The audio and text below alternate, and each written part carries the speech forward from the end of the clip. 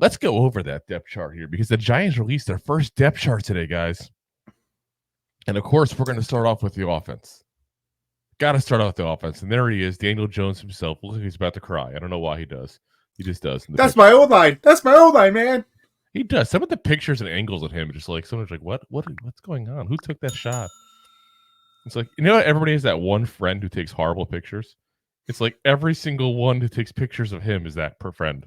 It's crazy. So anyway, the offense here. So obviously we start off with the QB situation there. No surprises whatsoever. Daniel Jones, number 1, Drew Lock, number 2, Tommy DeVito, number 3. So obviously, for those who didn't hear last week, Nathan Rourke got cut, so he's not in the picture anymore. We're down to the 3. Running back situation. This is where I thought it was a little bit interesting here. Yeah. So, Devin Singletary, number 1. I think that's not a surprise whatsoever. No. Afterwards, number 2, Eric Gray. And I'm wondering if that's purely because of the fact that he has been on the team last year. You know, maybe the team seems to have you're going to earn your spots as a rookie kind of mentality this offseason. And I think this is part of that. We'll get another player, a big rookie that's not considered a starter right now. We talk about another position here later on. But that's what I feel like is going on because there's only one rookie. I'm going to give you a heads up that's listed as a starter right now. You can guess who that rookie is. I was going to say, if you can't guess it, you haven't been following the podcast. Exactly. Or anything Giants whatsoever, basically. Yeah. After Eric Gray, Tyrone Tracy Jr., number 3. Dante Turbo Miller, number 4. Go for it, Rob. I know you're doing. It's turbo time. Yeah, that's right. Then Jashaun Corbin, who we'll talk about a little bit because they actually cut him right after they put this out. And then Jacob Saylors. Remember, we got him from the UFL there. So, he's not going to be, he's Papa the Sailor Man that we got from the ocean. Both them in the 5th spot. So, we'd be back down to 4 running backs now since we just cut one today, even though we put this out. I don't know why they did that. Let's put out a depth chart and then 5 minutes later cut somebody that's on the depth chart. Did you make much sense? Not plan to cut him, or was this like we don't want to hurt their feelings, so let's put them on before we cut them? Yeah, did someone not get the memo? Now I still think Eric Gray. That's what we're going to talk about here, really, in this whole thing. Eric Gray, whether or not he's on this team is going to depend on how good Tracy and Miller are. I think 100%. That if those guys are looking decent, even not great, just decent, even. He might not make the roster this year, guys. And that sounds a little weird to say of a second-year player. There's a very good shot he doesn't make the roster in my eyes because he's been a very disappointing rookie year. The Giants already admitted last year they basically picked him early because they wanted a returner. And guess what he sucks at? Returning. So therefore, you couple that with the fact that, let's be very frank, guys, he didn't look great as a running back last year either. He also didn't have a ton of snaps. So I'm not willing to give up on him 100% yet because of that reason alone. But 17 rushes, 48 yards, 2.8 yards per carry average. So you sucked at running the ball, you sucked at returning the ball, and you were drafted to be a returner and a running back. Not a good rookie year. Yeah. Not a good rookie year. So Tyrone Tracy, though, he's the complete package as far as a third down back. To see how he does at the next level as far as a blocking, running back there and pass protection, because pass pro is something a little new to him since he's only been a running back for a couple of years, but he's got the hands you want there in third down. And we all know my affinity for Turbo Miller there. That's the guy that we are rooting for big time. So just a great story. It's just a great story. And not just because, I was about to say, not just because I love saying Turbo Time. It really, like I said, it's just I want to root for the kid because everything he's been through in life, not just football but outside. But it's like, and then like I said, Saylors, I don't think has a shot in hell of making the team. I really don't. I think he's just a camp body. So most likely, the 4 you're looking at there at that point, and to be honest, one of them is probably going to go. It's about if they go entirely bye-bye, or they go onto the practice squad bye-bye. I'm sure they probably would put one of them on the practice squad. It'll lean you towards Turbo because of the fact he hasn't played in forever and probably has a little bit of rust on him. But we'll have to see these guys play this week. Wide receiver. No shocker. Malik Nabers, the one rookie that's listed as a starter. Wan'Dale Robinson. And then for some reason, and I don't know if there's undecided who they want to list as the third receiver, and they're trying to like lead that into a wide receiver competition. There is clearly like whoever thinks otherwise is just kidding themselves. Jalin Hyatt and Darius Slayton both listed and the team number 1 at the third wide receiver spot. Now, second team, Miles Boykin, which I thought was a little shocking. I didn't expect him there that high. Isaiah McKenzie and Isaiah Hodgins. So, I think that's a little crazy. Miles Boykin is not who I expected. I expected either Wan'Dale Robinson or Dennis Houston, who's quietly had a very good camp. One of those two to be in that second team spot at that point there. So interesting something to keep an eye on because Miles Boykin is not somebody that we had on our radar as a guy to make this roster, to be very frank. Not to say it's impossible, but it's not a guy that we went, oh, Miles Boykin, he'll make the roster, Third team, Dennis Houston, the aforementioned. Gunnar Olszewski, who hasn't caught a pass in many years. And Wan'Dale Robinson, the second there. After that, Ayir Assante, the undrafted rookie free agent, and Bryce Ford-Wheaton, last year's undrafted rookie free agent on the 4th, and Jon Jiles, another undrafted rookie free agent this year, on the 5th team all by himself. All by himself. He's going to be cut all by himself. Listen, some of these guys, especially a rookie, if you're going to hold on to somebody, you're going to hold on to a rookie from a small school. That's what you're going to, let's be honest, that's where you're at there. I mean, Jon Jiles, he had an uphill battle to begin with. West Florida, the guy came from. West Florida. Not exactly the powerhouse school. So if you're going to give a guy a chance on a practice squad to develop and see what he does, that's the guy you give it to. Tight end. Starting tight end. Daniel Bellinger. Here's where things get a little funky. Very funky. I expected Bellinger to be the first one. I really did. Because I don't expect him to hand a starting job to a rookie. But it got a little, like you said, a little funky, a little spicy, a little saucy, if you will. Tight end 2, Lawrence Cager. Now, keep in mind, Lawrence Cager is one of those guys that it's hard to judge him 100% because a couple years ago, he got converted from wide receiver to tight end. He's still learning the position, guys. And he's been able to produce, not a lot, but something on the NFL field while he's learning the position. So you never know what's going to happen with him. Third up, Chris Manhertz, the veteran blocking tight end. Number 4, Theo Johnson. This is a little shocking. They put him this low as the 4th tight end on this list here. And you got to wonder, part of this is the fact that he came into training camp hurt. They only had like a week of time with him in camp at this point. Is it fair to put somebody right in after being in a week ahead of some of these guys that have been practicing the whole time? I don't know if that's the right answer or not because I don't know how the rehab going or how he got hurt or anything like that, But yeah, I mean, I wouldn't be surprised. Yeah, I mean, obviously this roster is going to change. These spots are going to change. Oh, huge! And I wouldn't be surprised if his spot changes real fast. Yes, and I'm curious because of the fact that he's number 4. Makes me think we're going to see a good dose of Theo Johnson in the preseason game here coming up on Thursday. So after that, then they had Jack Stoll and Tyree Jackson both on the 5th team. So, interesting because there's been talks about keeping 4 tight ends potentially this year. And you think Bellinger, Cager, Manhertz, Theo Johnson, you got 2 guys that are more known as blocking tight ends. One does catch a little bit in Bellinger.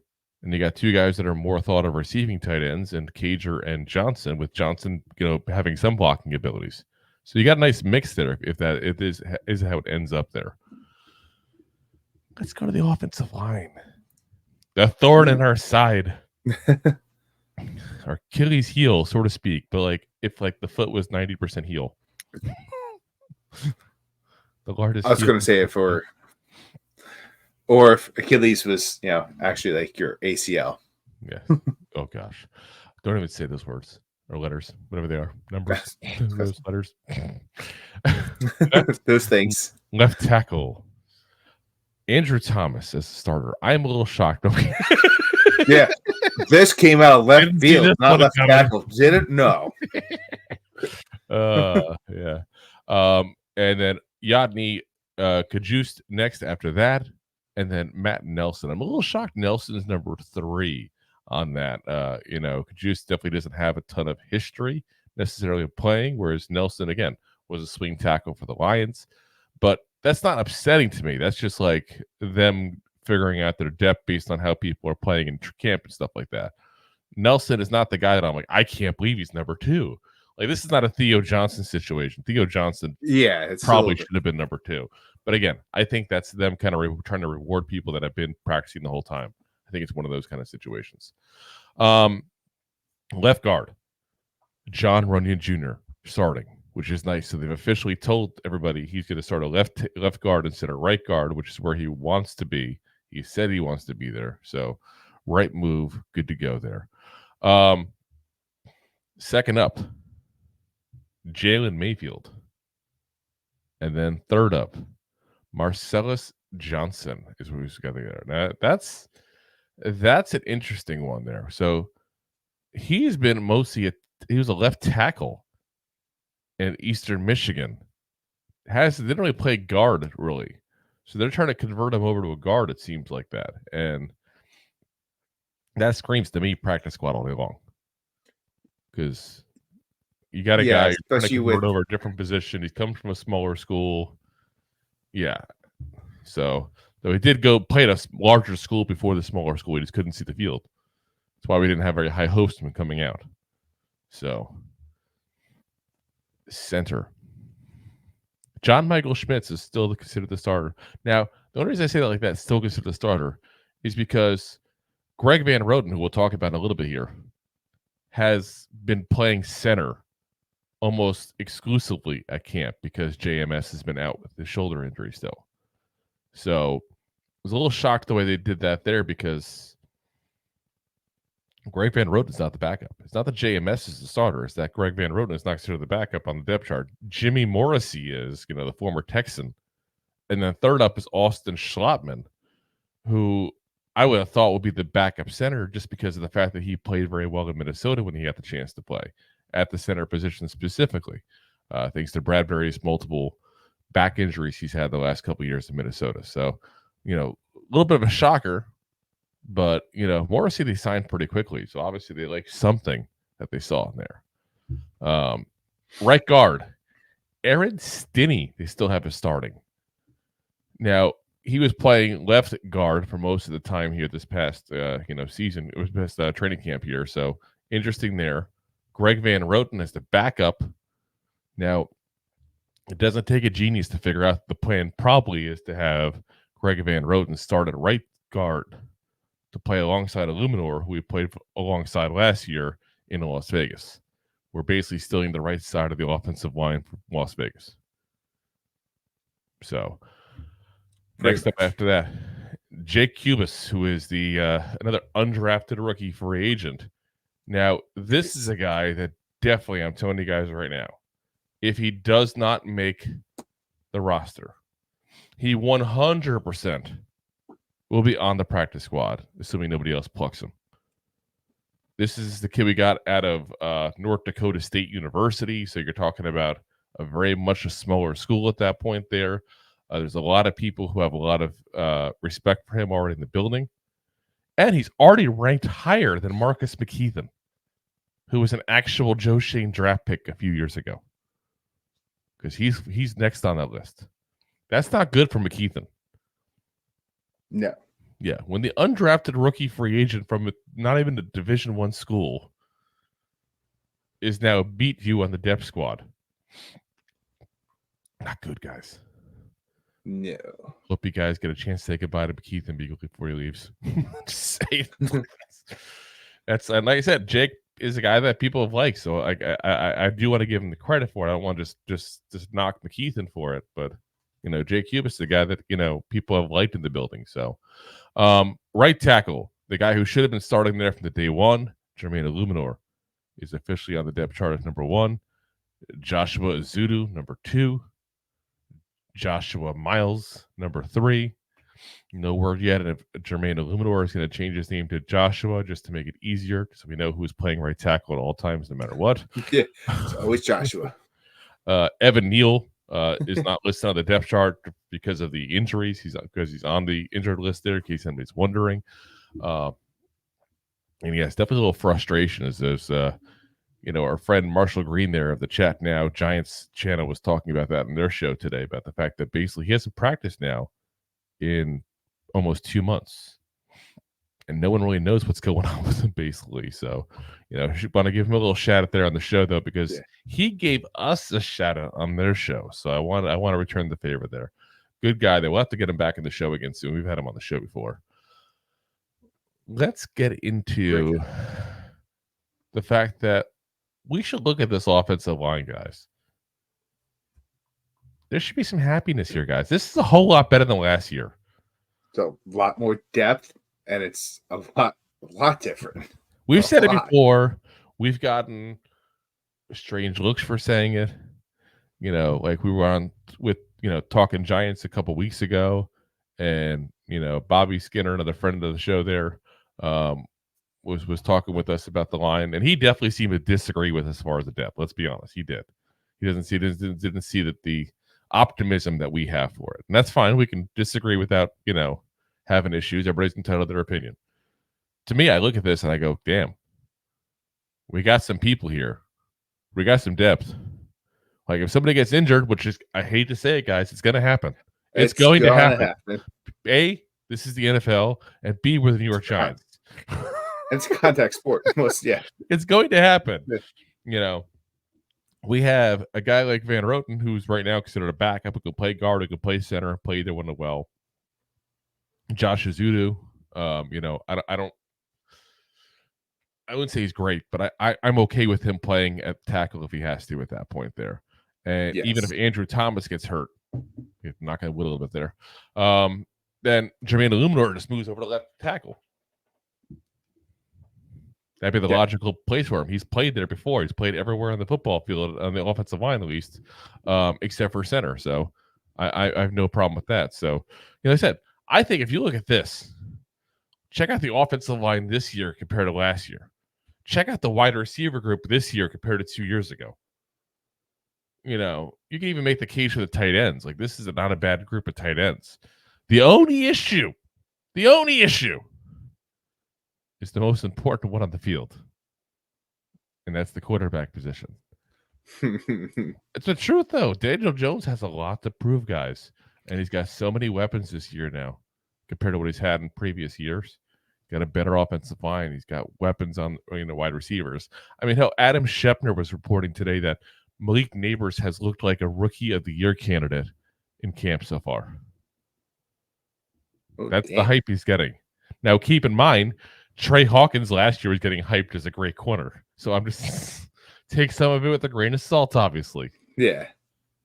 But there's a legit excitement about some of the players in this team. And in some cases, there's not where there should be. This team will go as far as this quarterback will take them. How far that is, we'll find out. If you like that clip, then you will love the full episodes too. Find us on your favorite podcast app and look for us on all your favorite social media platforms. Thanks so much. Please, I'm begging you.